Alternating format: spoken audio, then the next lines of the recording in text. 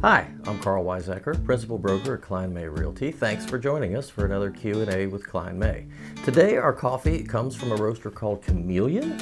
This is their Daydreamer blend, and the interesting thing about this is organic, sustainably grown coffee for less than $10 a bag, which is kind of hard to find.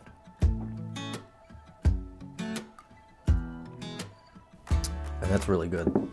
If you like a strong cup of coffee, not necessarily super deep and rich, but just a strong flavor without being bitter, that's a really good one. Our question today, I think, is one that people sometimes don't think about because they assume they know the answer, and in a lot of cases they're surprised to find out that they're wrong. The question is, what does a seller have to disclose when they're selling the house? In Virginia, the rule of thumb, whether you're buying a house or a car or a television, is buyer beware. The seller doesn't have to tell you most things that you would expect that they do. In the real estate world, in the law in Virginia, there are 6 specific things that if they apply, the seller has to disclose to buyers. If those 6 things don't apply, they don't have to say anything. They don't have to say if the basement gets wet, if the roof leaks, if water runs from a neighbor's property onto theirs every time it rains.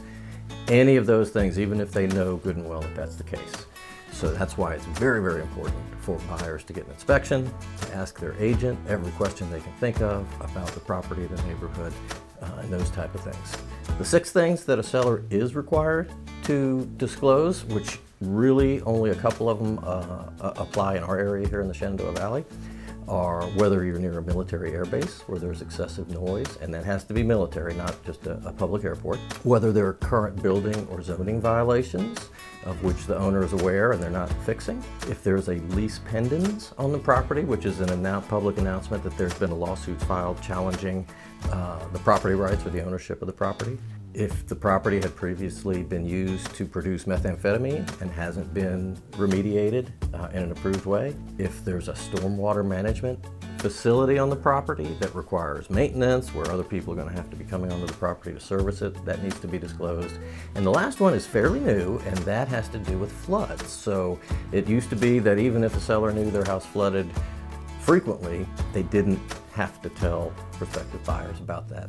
The law changed a couple years ago and now says that if a seller has had 2 flood losses of at least $1,000 each in the past 10 years, they have to disclose to potential buyers that they've had multiple losses. But other than those 6 things, it is completely and totally up to the buyer to discover any problems with the property or to ask any questions or have whatever inspections they think they need to be assured that this is the house they want to buy. If you'd like to keep up on what's going on with our market, as always, we've got a link in the description right below that'll take you to the newest listings that have hit our market in the past 2 weeks. If you've got a question for me or a coffee you'd like to see us try here, please send that to questions@klinemay.com. Thanks for watching. We'll see you next time.